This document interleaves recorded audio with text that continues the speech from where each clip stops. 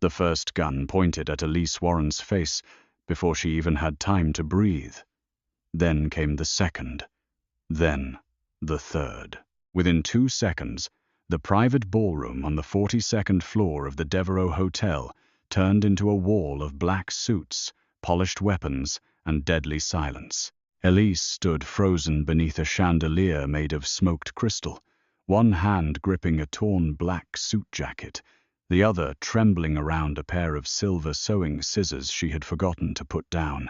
Rain slid down the tall windows behind the men, turning the New Orleans skyline into a blurred painting of gold lights and storm-black glass. At the center of the long mahogany table sat Matteo Verelli. She knew his name only because every employee in the hotel had been warned not to say it aloud. Do not look directly at Mr. Verelli. Do not enter any hallway his security has cleared. Do not touch anything belonging to his party. Do not ask questions. Elise had broken every rule in under 30 seconds. The men around the table did not rise quickly. They did not shout. That somehow made it worse. They turned toward her with the slow, quiet precision of people who had ended lives without raising their voices. Matteo did not move at all. He sat at the head of the table in a white dress shirt, black vest, and no jacket. His sleeves were rolled just enough to reveal tattoos crawling over his forearms like dark vows written in ink.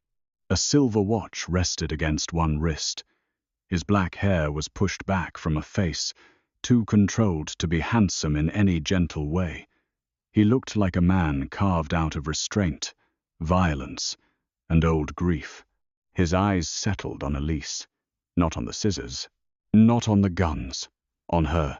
Elise swallowed hard. Her heart hammered so violently she could feel it in her throat. "I found something," she said. No one answered. Her voice almost broke, but she forced it steady. She lifted the jacket higher, under the collar. Sewn inside the lining. A man to Matteo's right took one step forward. Put the scissors down. Elise did not. Not because she was brave, because her fingers had locked. "I work in alterations," she said quickly. "Basement level." They brought this suit down torn at the shoulder seam. I was told it belonged to one of the VIP guests. I opened the lining to reinforce the stitch, and there was a device inside. A microphone. It was active. The room changed. Not loudly, not visibly, but Elise felt the shift the way a person feels. The air disappear before a storm hits. One older man at the table slowly pushed his chair back. Another whispered something in Italian. A third stared at the jacket like it had become a bomb.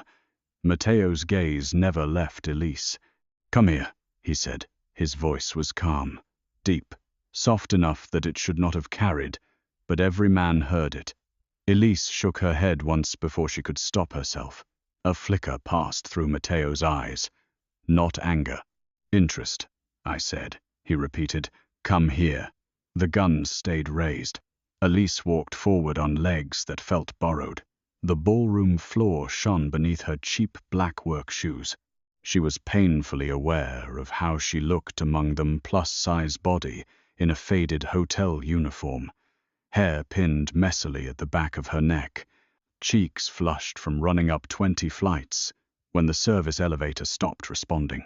She smelled faintly of steam, thread, and basement dust. Matteo smelled like cedar, rain, and expensive danger. When she reached him, he rose. Every conversation in the room died. He was taller than she expected, broader, close enough now that she could see a thin scar cutting through his right eyebrow and another vanishing beneath the open collar of his shirt. He extended his hand. Elise hesitated, his eyes lowered to the jacket. My eye. The politeness terrified her more than the guns. She handed him the suit. Matteo turned the collar inside out with careful fingers. Elise had cut the stitches cleanly, exposing the tiny black microphone nestled beneath a strip of silk lining. A nearly invisible wire ran down the seam. For the first time, something broke through his calm. His jaw tightened. The man beside him cursed under his breath. Matteo looked at the device, then at the table full of men who had come there to discuss peace between families that had been killing each other for 8 years. Then he looked back at Elise. "What is your name?" "Elise," she whispered. "Elise Warren." His gaze moved over her face slowly, not in a way that felt hungry or dismissive, but as though he were memorizing evidence. Every freckle, every fear, every breath she tried to hide. Then Matteo did something no one in the room expected. He took the suit jacket off the back of his chair, placed it gently in Elise's hands, and turned toward the armed men. "Lower your weapons." No one moved. His voice dropped. Now, one by one, the guns lowered. Matteo stepped beside Elise, close enough that his shoulder almost touched hers, and faced the room. "This woman," he said, "just saved my empire." The silence that followed was not relief. It was the sound of every man in that room realizing the war had already begun. 4 hours earlier, Elise Warren had been sitting in the basement alteration room with a needle between her teeth, trying not to cry over a torn satin bridesmaid dress. The dress belonged to a woman staying in the presidential suite who had sent it down with a note that read, "Fix the side seam. Don't stretch it. Don't ruin it like the girl wearing it ruined the photos." Elise had read the note twice, then folded it carefully and placed it beneath the work lamp. She had spent years repairing insults other people wore. The Devereaux Hotel was one of those grand New Orleans landmarks that looked like a palace from the street and a machine from below. Guests saw marble floors, velvet chairs, brass elevators, white orchids, jazz drifting through the lobby, and doormen who remembered names before being told. Elise saw laundry carts, steam burns, broken zippers, bloodless emergencies, and rich people panicking over fabric while pretending they never panicked. She had worked there for 6 years. Most guests never knew she existed. That suited her. In the basement, she could breathe. There were no mirrors except the cracked one by the old sink. No eyes lingering too long on her body. No women looking her up and down and deciding she did not belong near silk. No men smiling in ways that made her feel like a dare. Just thread, steam, scissors, needles. Things that obeyed pressure when applied carefully. Elise liked broken seams because they told the truth. Fabric tore where it had been forced to carry too much. People were the same, though they hid it better. At 9:13 that evening, the service door opened so hard, it slammed against the wall. A young hotel manager named Pierce rushed in holding a black garment bag, like it contained a human organ. "Elise, emergency." She did not look up. Everything in this hotel is an emergency after 9. VIP emergency. That means someone important sat down too fast. Pierce didn't smile. His face was pale. "This belongs upstairs. Private event. 42nd floor." Elise finally turned. Pierce laid the garment bag across the table with unusual care. "Shoulder seam split. They need it back in 20 minutes. Then tell them not to move their shoulders for 25. Elise." Something in his tone made her stop. Pierce leaned closer. "Just fix it. Don't check pockets. Don't ask whose it is. Don't talk about it after." Elise stared at him. "That sounds healthy. Please." He left before she could ask more. The suit inside was black, handmade, impossibly expensive. Elise could tell from the weight alone. Real wool. Italian. Custom cut. The kind of suit built not to flatter a man but to warn people about him. The tear was near the right shoulder, small but awkward. Whoever had ripped it had either grabbed the wearer hard or missed stabbing him by half an inch. Elise paused at that thought. Then she shook it away. Not her world. She turned the suit inside out and examined the lining. Deep black silk. Hand-finished seams. Beautiful work. Almost too beautiful. But there was something wrong beneath the collar. A tiny unevenness where the fabric should have laid smooth. Elise frowned. A lesser seamstress would have missed it. Her mother would not have. That thought came suddenly, as it always did when Elise touched expensive fabric. Her mother had owned a tiny tailor shop before illness took her hands, then her strength, then the shop, then everything else. Elise had learned to sew sitting on a stool beside her, feet swinging above the floor, watching her mother make poor people look dignified and rich people look human. A seam always remembers the hand that touched it, her mother used to say. Elise ran her thumb under the collar. Something hard pressed back. She picked up her smallest scissors and opened the stitch. The microphone slipped into her palm like a black insect. For 5 full seconds, she did nothing. Then the tiny device blinked. Active. Elise's breath stopped. She looked at the ceiling as if she could see through 42 floors of concrete, marble, and lies. A peace meeting. That was what the whispers had said all week. Not in official words, of course. The staff only heard fragments. Entire floors closed. Security teams from 3 cities. Men with calm faces and dead eyes. A private dinner where no phones were allowed. A guest list so confidential that even the hotel director looked scared. And this suit had a microphone sewn inside. Elise should have called security. She knew that. But hotel security reported to hotel management. Hotel management reported to investors. Investors entertained criminals in suites that cost more per night than Elise made in a month. So she did the only thing that made sense and no sense at all. She grabbed the jacket and ran. The service elevator froze at floor 26. Elise stared at the numbers, panting. No, no, no, no. The doors opened to an empty corridor. She took the stairs. By floor 35, her lungs burned. By floor 39, one of her knees screamed. By floor 42, she was sweating through her grey uniform and holding the jacket against her chest like a shield. 2 guards blocked the private ballroom entrance. "Staff isn't allowed here," one said. "There's a microphone in his suit." Neither moved. Elise lifted the collar, showing the cut lining. The guard on the left looked down. That, one glance, was enough. His hand went to his ear. The ballroom door opened from inside. Elise heard men speaking. Then she heard a name. Virelli. The guard reached for her arm, but Elise pulled away, panic overtaking caution. She pushed through the door and walked straight into the deadliest room in New Orleans. Now, 4 hours later, she sat alone in Matteo Virelli's penthouse suite while the city storm beat against the windows. No one had explained anything. After Matteo declared that she had saved his empire, the room had exploded into controlled chaos. Phones were collected. Men were searched. The device was placed inside a lead-lined evidence case. 3 members of the hotel staff disappeared into questioning. The peace meeting ended before it began. Elise had expected to be thanked, dismissed, maybe fired.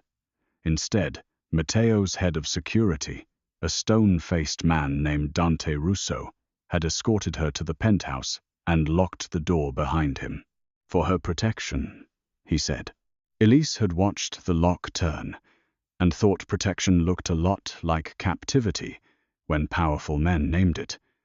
The suite was larger than her entire apartment building. A piano stood near the windows. The walls were dark wood and creamstone. Fresh white roses sat in a black vase on the dining table. Someone had lit no candles, yet the room glowed with low golden light from hidden fixtures. Luxury had a way of making silence feel expensive. Elise sat on the edge of a velvet chair and refused to touch anything. Her scissors had been taken, her phone too. The suit jacket lay on the coffee table, exposed collar facing upward, like a body waiting for examination. At midnight, the door opened. Matteo entered alone, He had changed into another black shirt, open at the throat, sleeves down now. The tattoos vanished beneath the cuffs, but Elise knew they were there. That made them feel more dangerous. He closed the door behind him. No guard followed. Elise stood. "I want to leave." "No." The answer came too quickly. Her fear sharpened into anger. "You can't keep me here." "I can." "At least, you're honest." His eyes moved over her face. "I'm not known for lying." "No, just kidnapping hotel employees." "You're not kidnapped." The door locks from the outside, because 3 men downstairs may have helped plant a surveillance device in my suit, and now everyone knows you found it. Elise felt some of the heat drain from her face. Matteo took a slow step closer. "If I let you walk out of this hotel tonight, you won't make it 2 blocks. She hated that his voice was calm enough to sound reasonable. "I can go to the police." "You can." Another step. "And by morning, your statement will be leaked, your apartment will be searched, your name will be on every private channel from here to Miami, and the person who planted that microphone will know exactly where to find you." Elise wrapped her arms around herself. "Why are you telling me this?" "Because I want you frightened enough to stop making brave decisions without understanding the cost." "I wasn't being brave." "No?" "No." She looked at the jacket. "I was being stupid." For the first time, the corner of his mouth almost moved. Almost. Stupid people don't notice hand-stitched surveillance sewn under a silk collar. I notice seams. That's my job. Your job saved my life.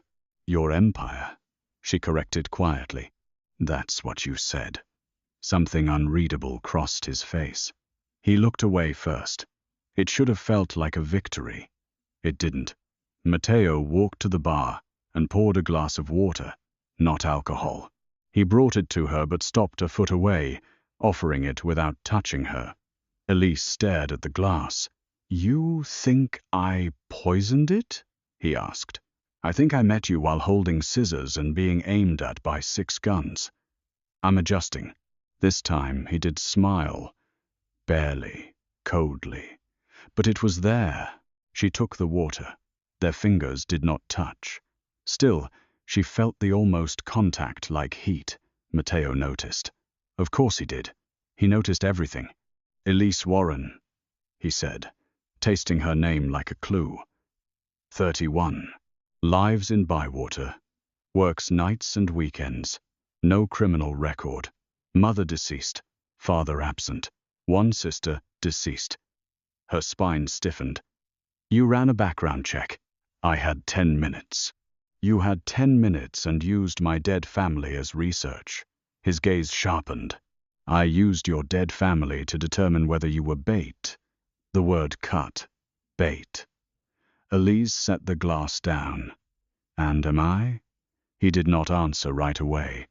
The storm pressed against the windows. Finally, Matteo said, "I don't know yet." The honesty hurt more than accusation. Elise laughed once, softly, without humor. "Then why am I still alive?" His eyes darkened. "Because when every gun turned toward you," he said, "you looked at the microphone, not at me, not at the exits, not at the weapons. You looked at the evidence. People who set traps usually watch to see who bleeds." Elise had no response. Matteo moved to the window, hands sliding into his pockets. He looked out over New Orleans like he owned the storm and distrusted it. "Who gave you the suit?" "Pierce. Night manager." "Did he know what was inside?" "I don't think so." "He looked scared, but everyone looks scared upstairs." "Who else touched it?" "I don't know." He turned back. "Think." "I am thinking." "Think harder." Elise stepped toward him before fear could stop her. "Don't talk to me like I'm one of your men." Silence. A dangerous silence. Then Matteo turned fully. The room seemed to shrink around him. "I don't have men like you," he said. Elise's pulse jumped. She hated herself for hearing something beneath that sentence. Something intimate, something impossible. She looked away. Matteo's voice softened by 1 degree. You re-angry. I'm trapped. You're re-alive. I had a life before tonight. Not anymore. The words landed like a door slamming shut. Elise stared at him. That's not your decision. No, Matteo said. It was decided the moment you opened my suit. By dawn, Elise understood what he meant. Her apartment had been broken into at 3:42 a.m. Matteo showed her the security footage on a tablet without dramatic explanation. 2 men in maintenance uniforms entered her building. They wore caps low over their faces. One carried a canvas tool bag. They were inside her apartment for 9 minutes. When they left, the bag was heavier. Elise watched the footage twice. Her face went numb. My neighbor, she whispered. Mrs. Alvarez across the hall. Did they hurt anyone? No. How do you know? I sent someone to check. She looked up sharply. You sent someone to my apartment. I sent someone to keep your neighbors breathing. She hated that she could not argue with that. Then she remembered. Noah. Matteo's expression changed so subtly most people would have missed it. Elise did not. Who is Noah? My nephew. Her voice cracked. He's 7. He lives with me sometimes. My sister's son.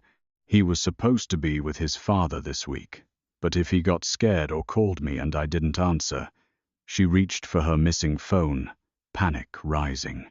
Matteo was already dialing. To whom? He asked. Elise, she snapped, shaking. Give me my phone. He held his out instead. Number. She recited it. The call rang 4 times. 5. 6. Then a sleepy little voice answered. Auntie. Elise nearly collapsed. Noah. She turned away from Matteo, pressing the phone to her ear. Baby, where are you? Her dad says. Are you okay? You sound weird. I'm okay. She closed her eyes. I just missed you. Are you at work? Yes. Did the rich lady yell about the purple dress? A broken laugh escaped her. Something like that. Matteo stood very still behind her. Elise could feel him listening, without looking like he was listening. She ended the call after promising pancakes on Sunday. When she turned back, Matteo's face had returned to stone. You have a child in your life, he said. A nephew. Does anyone at the hotel know? No. Good. The word was too hard. Elise stepped closer. Noah has nothing to do with this. He does now. Something inside her snapped. No. You don't get to say that. You don't get to walk into my life with your guns and your enemies and decide a little boy is part of your war. Matteo closed the distance between them. Not fast, not threateningly, but completely. Elise, he said, and her name in his voice made the room tilt. My enemies broke into your apartment before sunrise. That means they already know where you sleep. If they learn what you love, they'll use it. Her breath caught. His eyes dropped for 1 second to her mouth, then lifted again, as if he had punished himself for looking. I will not let that happen. You don't know him. No. Matteo's voice lowered. But I know what it is to bury someone because men like me failed to end a war in time. That was the first crack. Small, sharp, gone, almost instantly. But Elise saw it. Matteo Varelli had lost someone. Not in the distant political way rich criminals lost people. Not as a headline. Not as revenge currency. Personally. The knowledge frightened her because it made him human. And a human monster was far more dangerous than a myth. By noon, Elise was moved out of the hotel through the laundry exit beneath 2 white sheets on a service cart. She called it ridiculous. Dante called it effective. Matteo said nothing. 3 black SUVs waited in the rain-slick alley behind the hotel. Steam rose from the pavement. Jazz from Bourbon Street floated faintly through the storm, cheerful and cruel. Elise climbed into the middle SUV and found Matteo already inside. She stopped. Absolutely not. Dante blocked the rain with an umbrella. Miss Warren, I am not sitting alone in a car with him. Matteo looked up from his phone. You sat alone in my suite for 6 hours. That had doors. Locked doors. Exactly. Dante looked between them and made the wise decision not to smile. Matteo set the phone down. Get in. You always talk like that. Yes. Does it work? Usually. Elise held his gaze. Then she climbed in, mostly because the rain was soaking through her uniform, and partly because every instinct she owned told her that standing exposed in an alley was stupid. The SUV pulled away. For several minutes, neither spoke. New Orleans passed outside the tinted glass in wet fragments. Iron balconies, gas lamps, shuttered windows, tourists huddled under awnings, old streets carrying new sins. Elise folded her hands tightly in her lap. Matteo noticed. You afraid of cars. I'm afraid of being driven somewhere I didn't choose. His eyes shifted to the window. You being taken to a safe house. Of course. The classic romantic destination. His gaze returned to her. Elise regretted the word romantic the second it left her mouth. Matteo said nothing. That was worse. The safe house stood behind iron gates in the Garden District, an old mansion wrapped in oak trees and Spanish moss. White columns framed the entrance. Security cameras hid beneath the eaves. Armed men moved through the rain like shadows pretending to be staff. Inside, the house smelled of lemon polish, old wood, and money that had survived several generations of sin.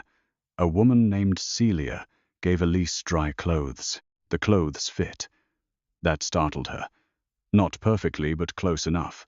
Soft black pants, a cream sweater, no hotel logo, no humiliating stretch across her chest or hips.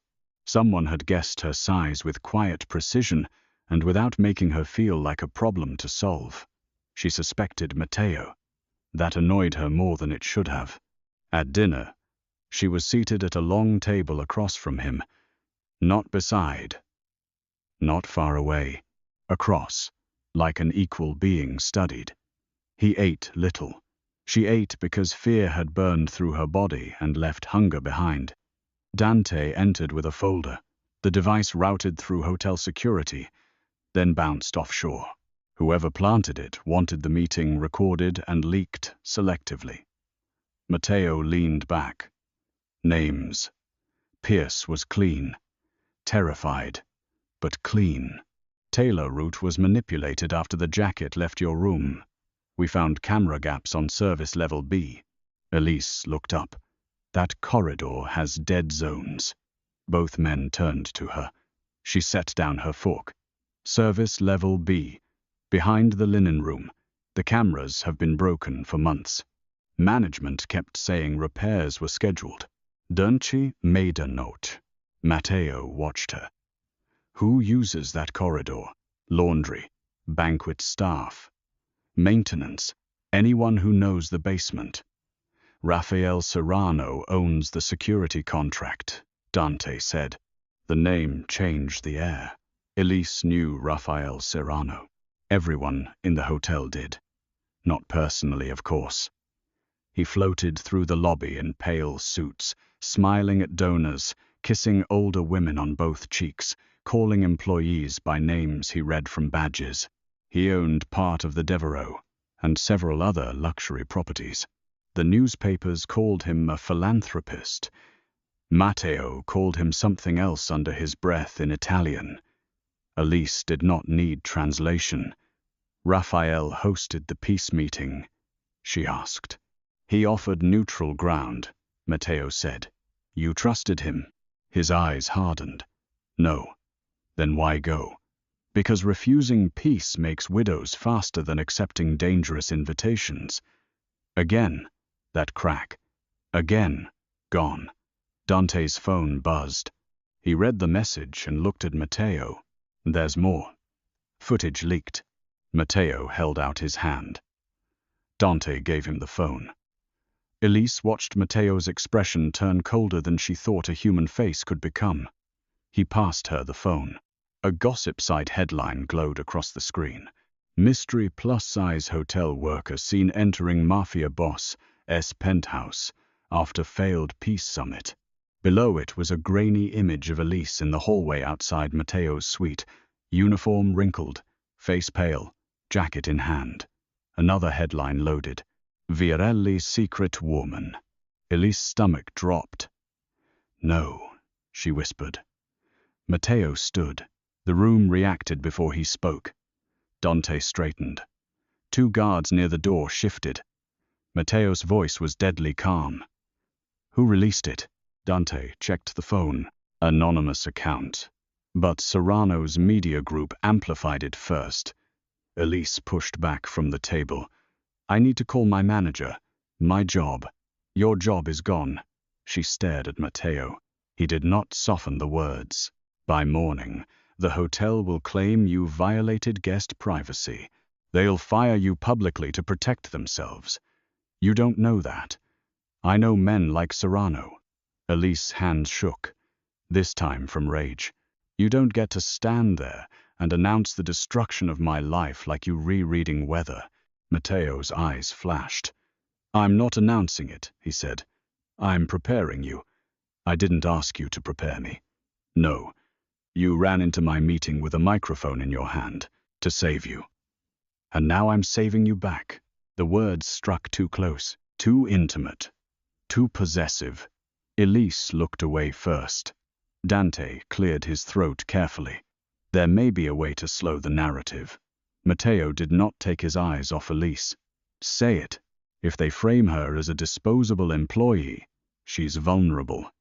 If she appears connected to you by choice, Serrano has to be careful. Public harm becomes costly." Elise looked between them. "Connected how?" Dante said nothing. Matteo's face darkened. "No." Elise folded her arms. "I hate when people answer questions I haven't gotten explained yet." Dante looked almost apologetic. "A fake relationship." The room went silent. Elise laughed. "No." Matteo's answer came at the same time. "No." For one strange second, they were united. Then Dante continued. "Not a romance story. A protection strategy. If Matteo publicly claims you as someone under his personal protection, Serrano can terrace you quietly. If he suggests more." "No," Matteo repeated. But Elise heard something in his refusal that did not sound like disgust. It sounded like fear. That was worse. She lifted her chin. "What exactly does suggests more mean?" Dante hesitated. Matteo turned to the window. Elise stared at his back. "Mr. Virelli." He looked over his shoulder. The title had landed like a slap. "Good. Elise," he said quietly, warning in her name. She stepped closer. "If my life is being burned down because of your jacket, I deserve to know how you plan to put out the fire." His gaze held hers for a long moment. Then he said, "Tomorrow night there is a charity gala at Serrano's museum wing. He expects me to hide. Instead, I'll arrive with you." "As what?" His jaw tightened. "My fiancée." Elise forgot how to breathe.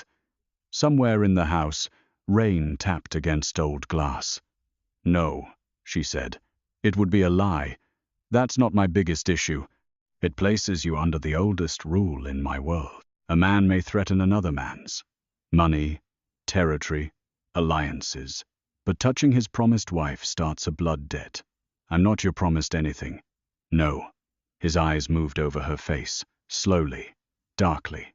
"But they don't need to know that." Elise should have refused again. She should have demanded a lawyer, a police escort, a train ticket to somewhere dry and far away. Instead, she imagined Noah's small voice on the phone. "Auntie, are you okay?" She imagined her apartment door broken open. Her name in headlines.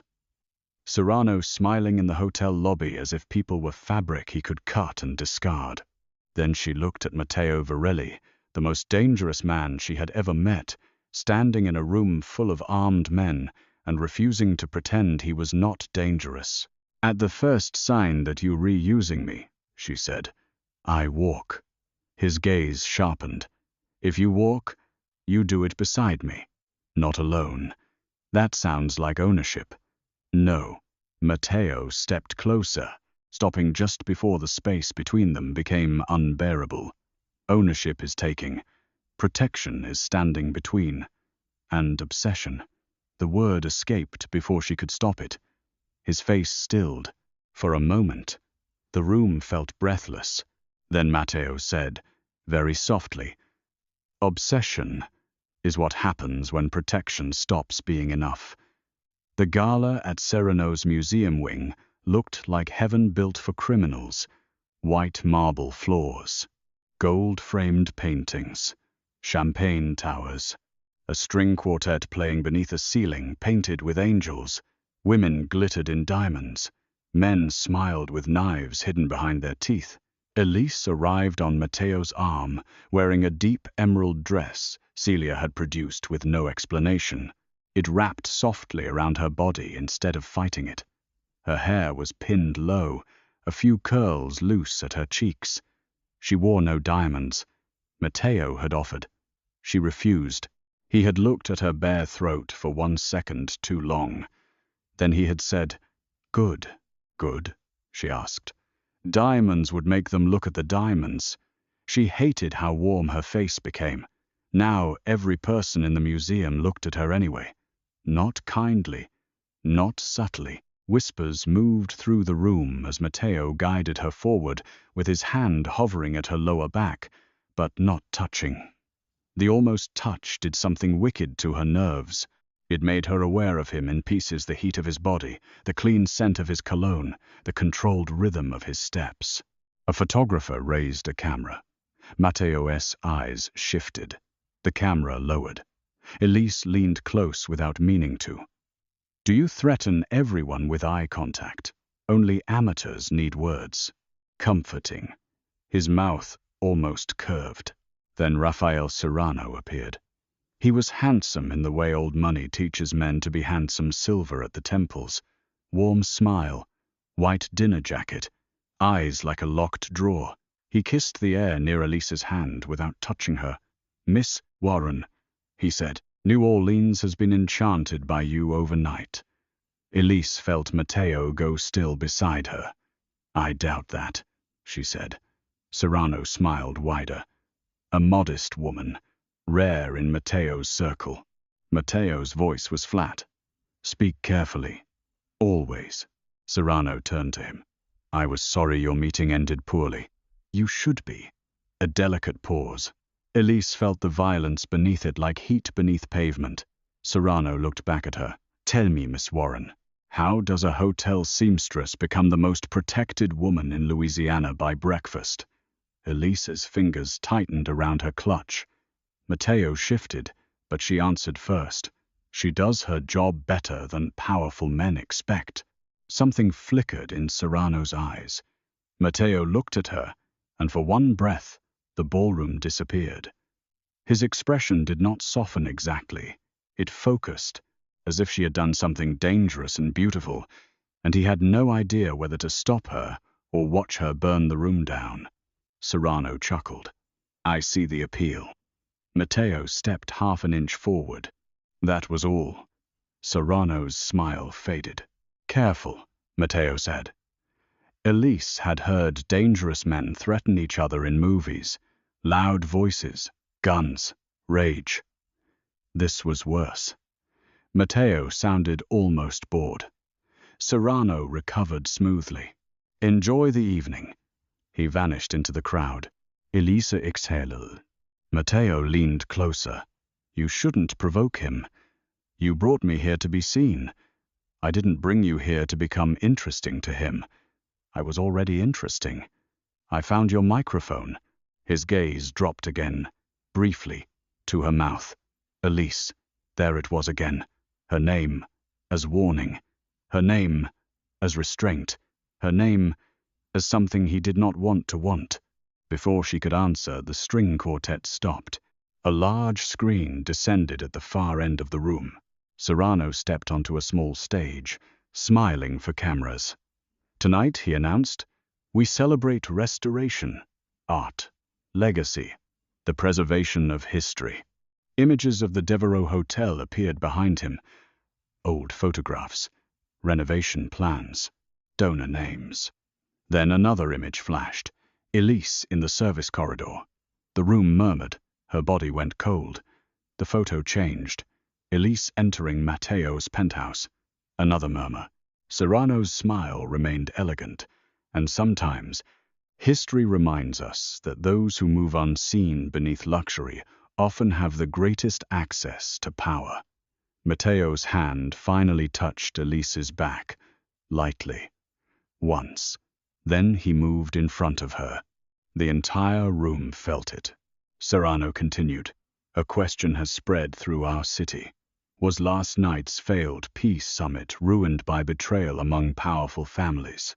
Or by someone much smaller, much closer, and perhaps much easier to purchase? Elise's ears rang. He was framing her. In public.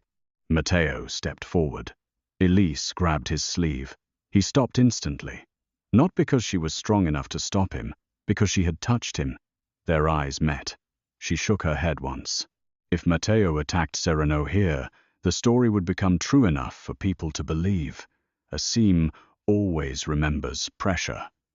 Elise looked at the screen. The angle of the photo was wrong. She frowned. Not from the hallway security camera. Lower, near the laundry carts. Service level B, the dead zone.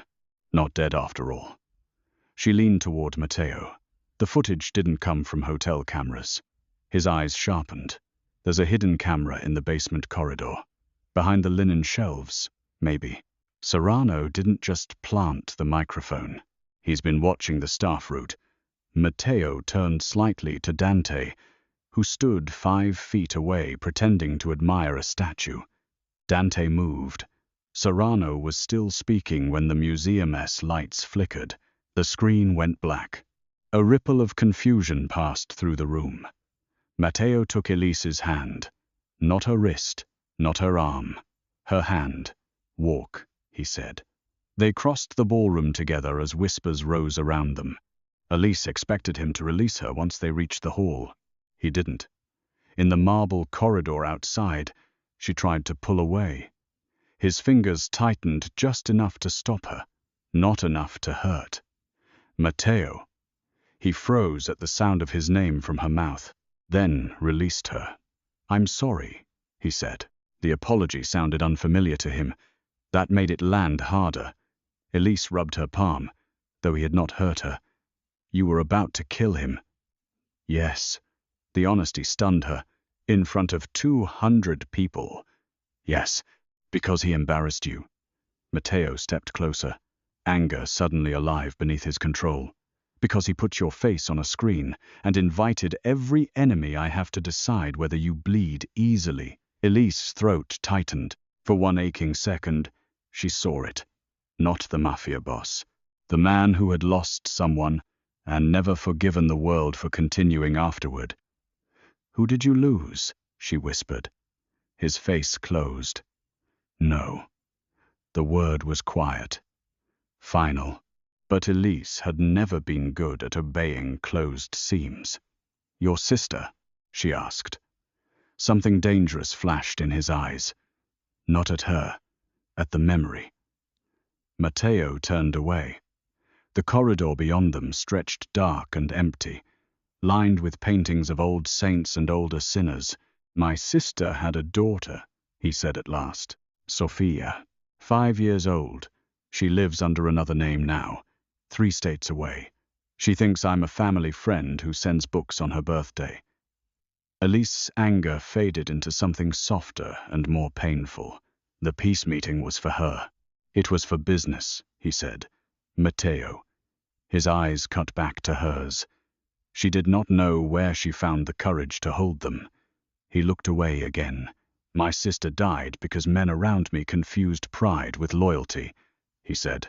I have spent 4 years making them afraid enough not to repeat that mistake. It hasn't worked. The admission hung between them. Then his phone rang. He answered. Elise watched his expression become empty. That emptiness scared her more than rage. He ended the call. What? She asked. Serrano's men found your nephew's school. The world disappeared beneath Elise's feet. Noah was taken from after-school care at 5:16 p.m. by a woman with forged paperwork and a smile good enough to fool a tired receptionist. By the time Matteo's men arrived, he was gone. Elise did not remember leaving the museum. She remembered Matteo's coat around her shoulders, though she had not asked for it. She remembered rain. She remembered a black SUV moving too fast through streets smeared with neon. She remembered trying to call Noah's father and getting voicemail 3 times.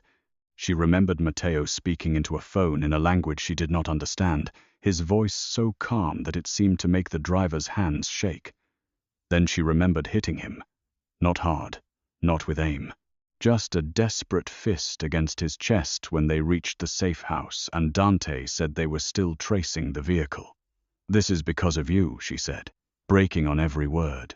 Because of your suit, your meeting, your enemies. I know. His answer broke her more than denial would have. I told you he had nothing to do with this. I know. He's 7. Matteo said nothing. Elise hit him again, weaker this time. He let her. No defense, no anger, no hands on her. Just stood there while she fell apart against the armor of his body. When her strength failed, she stepped back, horrified by herself. I'm sorry. Don't be. You should be angry. I am. His voice was almost gentle. Elise looked up. Matteo's eyes were not on her. They were on the door, and whatever lived in them then was not human enough to name. 3 hours later, the call came. A burner phone placed on the dining table rang once. Dante answered on speaker. Rafael Serrano's voice filled the room, warm as honey over broken glass. Matteo, you've made such a mess of my gala. Matteo stood at the head of the table, one hand resting flat on the wood. Elise sat nearby, wrapped in his coat, every nerve in her body screaming. Where is the boy? Matteo asked, so direct. This is why peace always fails with you. Where is he? A pause. Then Noah's voice, small and terrified. Auntie? Elise lunged for the phone. Matteo caught her hand before she touched it. Not hard, but firmly. She looked at him with pure hatred. He held her gaze and shook his head once. Serrano chuckled. Touching. I confess, Miss Warren surprised me. I thought she was a loose thread. Turns out she's attached to something. Matteo's fingers tightened on the table. What do you want? He asked. The original device, the jacket, and the woman. No. Elise looked up sharply. Serrano sighed. Then, I suppose the child becomes history. The room went still. Matteo's voice lowered into something lethal. If you hurt him, I will remove your name from every building, account, and mouth that has ever benefited from speaking it. Poetic, but wasteful. Serrano's tone hardened. Bring Elise to street. Bartholomew S. midnight. No convoy. No police. No cleverness. The call ended. Elise stood. I'm going. No, you don't get to know me. Matteo turned on her. He will kill you. He has Noah, and if I hand you over, he'll still kill him once he has what he wants. Then give him the jacket. The jacket proves nothing without the chain of access. Then what does he really want? Matteo's silence answered before he did. Elise went cold. Me. Dante spoke carefully. You can identify the device, the altered seam, the timing, the corridor. You're the witness connecting Serrano to the planted surveillance. Matteo looked at Elise. And because I put you in front of cameras tonight, he thinks taking you from me proves I'm weak. You did use me as bait. The words slipped out before she could soften them. Matteo flinched. Barely. But she saw it. "You knew Serrano would react if I appeared with you," she said. "You knew he might expose himself. I knew he would move. You didn't know he damned take Noah. No, but you gambled." The silence hurt. Elise stepped back, tears burning. "I trusted you." Matteo's eyes darkened with something like pain. "You shouldn't have." There it was, the wall. The monster warning the woman not to touch the bars of his cage. Elise nodded slowly. "Then don't stop me." She walked toward the door. 2 guards blocked her. Matteo didn't speak. The guards didn't move. Elise turned back. "If you keep me here while he has Noah, you're not protecting me. You're owning me." Matteo stared at her. The room held its breath. Then he said, "Move." The guards stepped aside. Dante looked at him like he had lost his mind. Maybe he had. Matteo approached Elise slowly. "You go nowhere alone. You said no convoy. No visible convoy. That sounds like cleverness. Serrano should have specified he wanted me stupid." Despite everything, a broken laugh escaped her. It vanished quickly. Matteo stopped close enough that she had to tilt her head back. "I used you tonight," he said.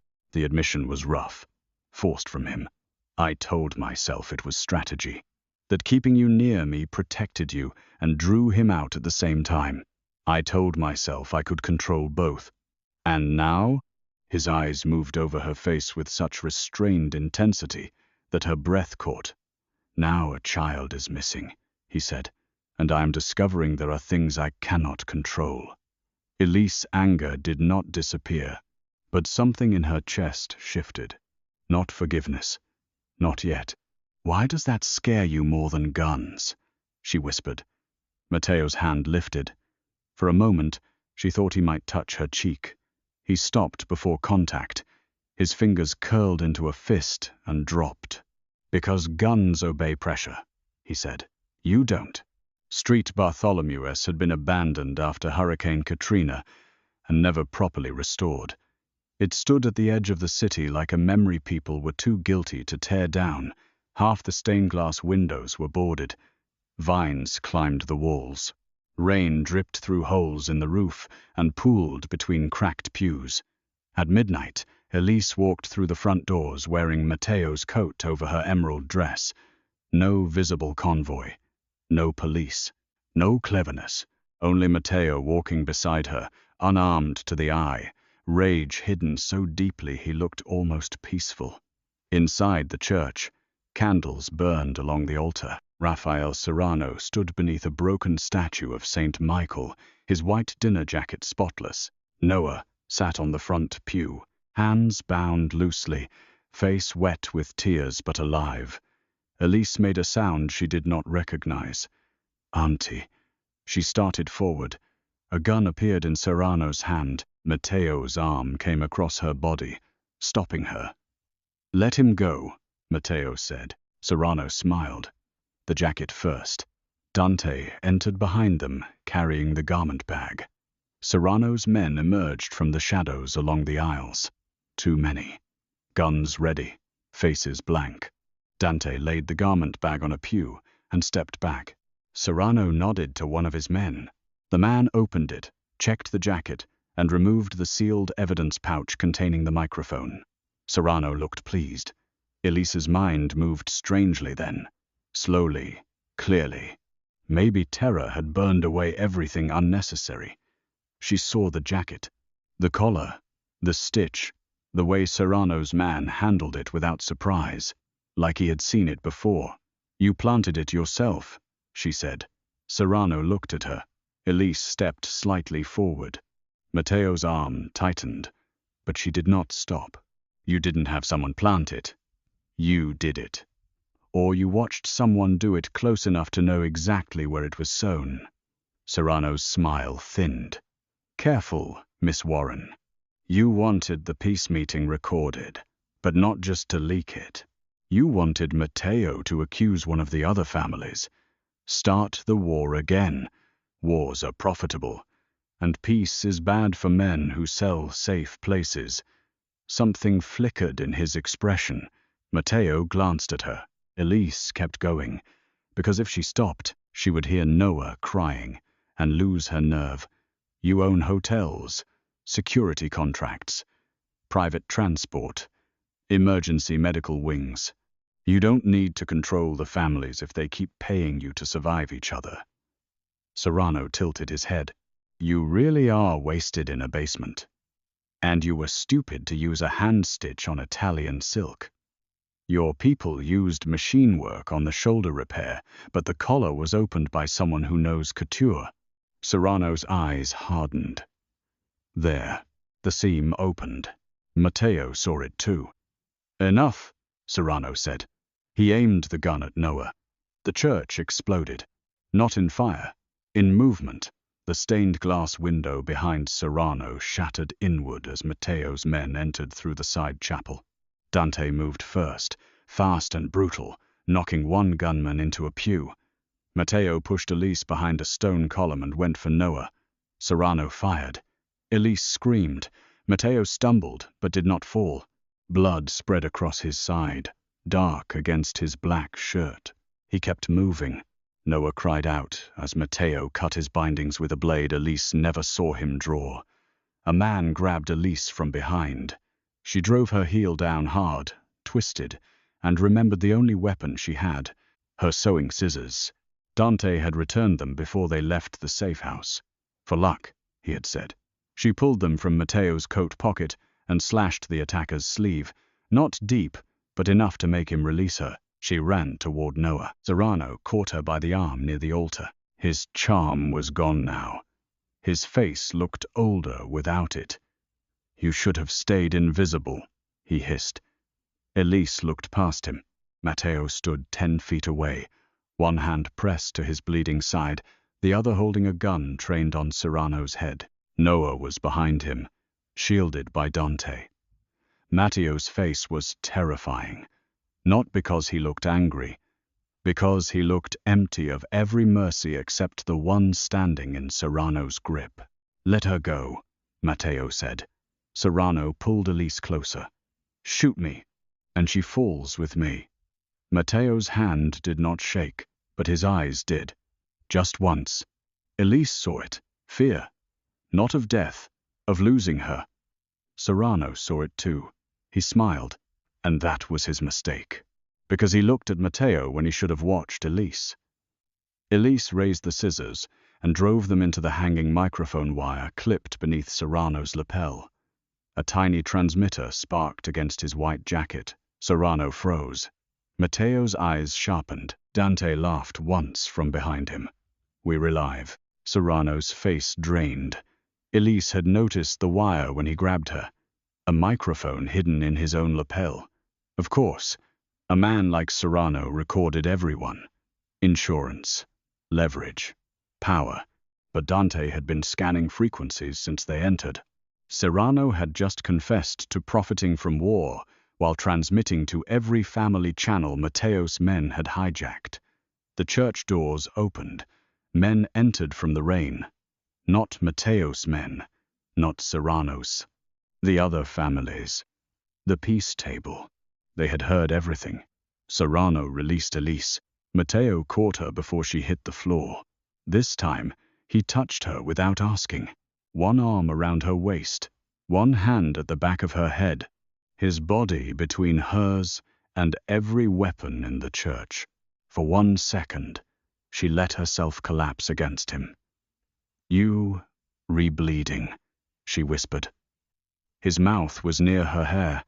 You, re-shaking. Noah, safe.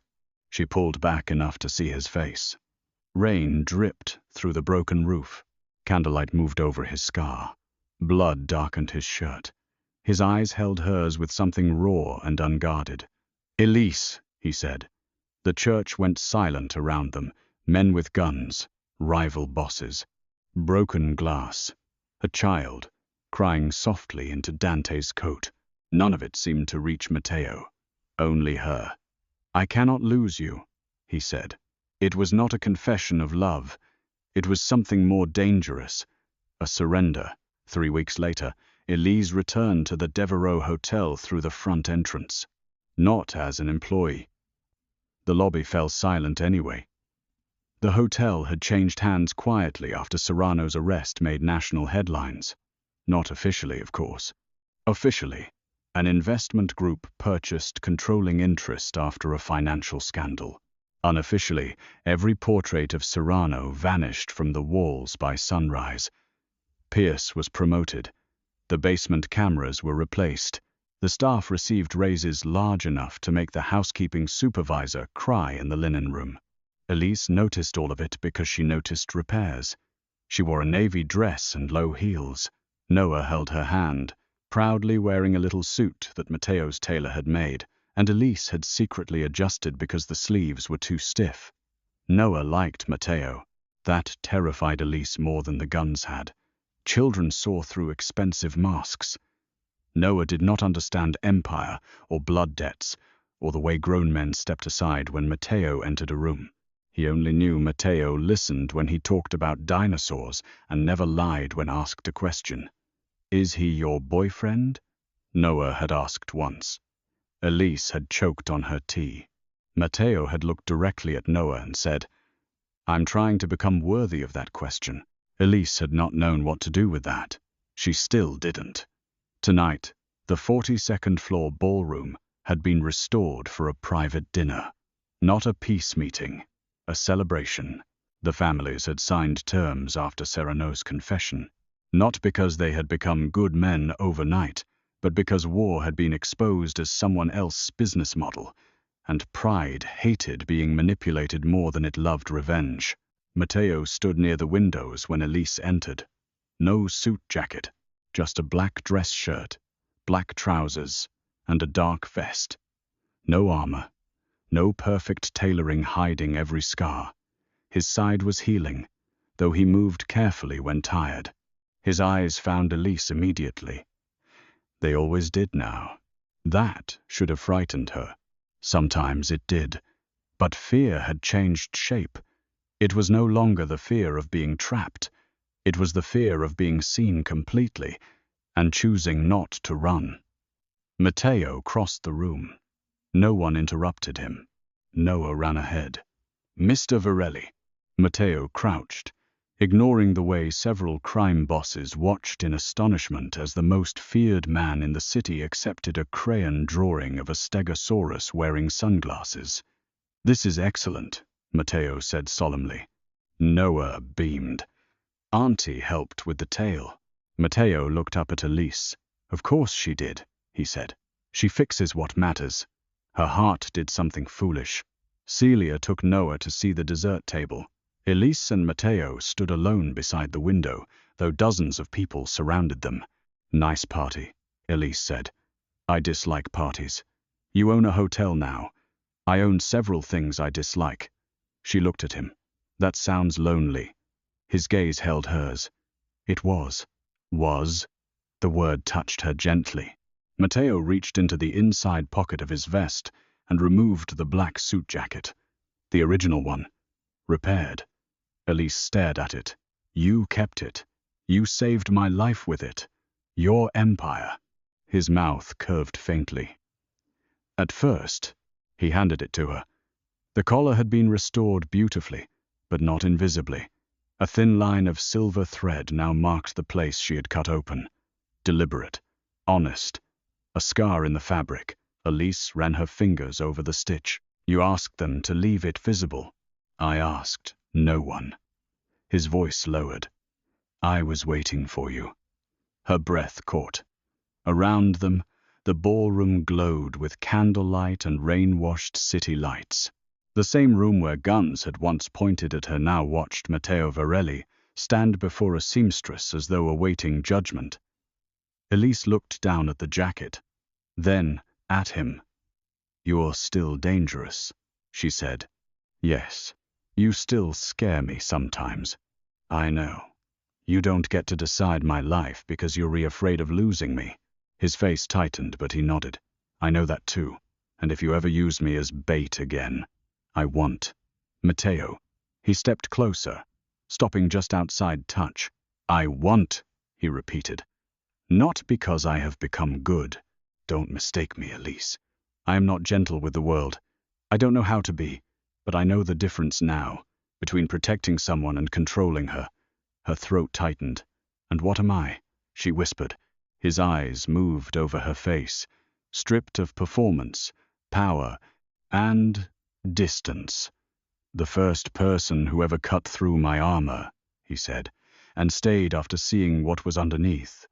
Elise closed her eyes briefly. When she opened them, his hand was lifted between them, palm up, an invitation, not a command. She took it. His fingers closed around hers slowly, like a vow learning how to be gentle. The room noticed. Of course it did. Whispers moved through the guests. Men who feared Matteo watched him hold Elise's hand as if it were more dangerous than any weapon he had ever carried. Maybe it was. Elise stepped closer and adjusted the collar of his vest, smoothing a seam that did not need smoothing. Matteo looked down at her hand on his chest. You redoing that on purpose, he said. Yes. Why? She smiled faintly. Because you need to learn patience. His eyes darkened. Elise. Her name again. Warning. Restraint. Want. This time, she did not step back. Rain slid down the windows behind them. New Orleans shimmered below, sinful and beautiful, stitched together by music, secrets, and storms.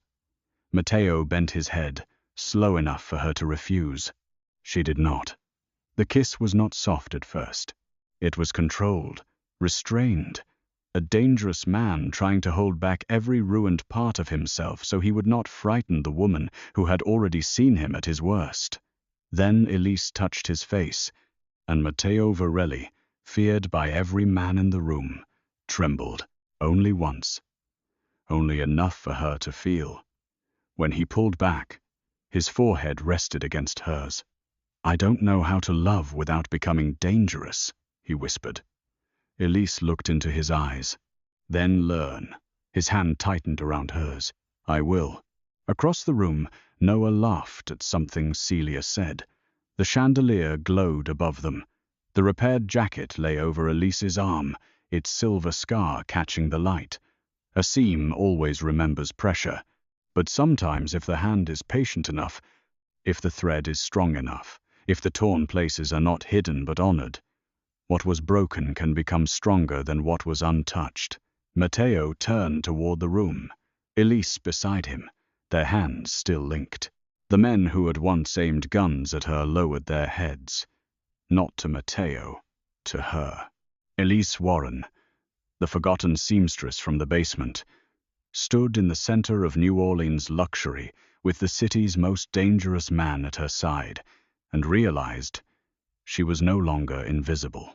And Matteo Varelli looked at her as if every empire he had built had only been waiting for the woman brave enough to cut it open and find his heart wired beneath the seams. The storm outside softened into rain. Inside, beneath the black crystal chandelier, he lifted her hand to his mouth and kissed her knuckles with the reverence of a man making a promise he intended to keep. Not peace, not safety. Something rarer in their world. Devotion.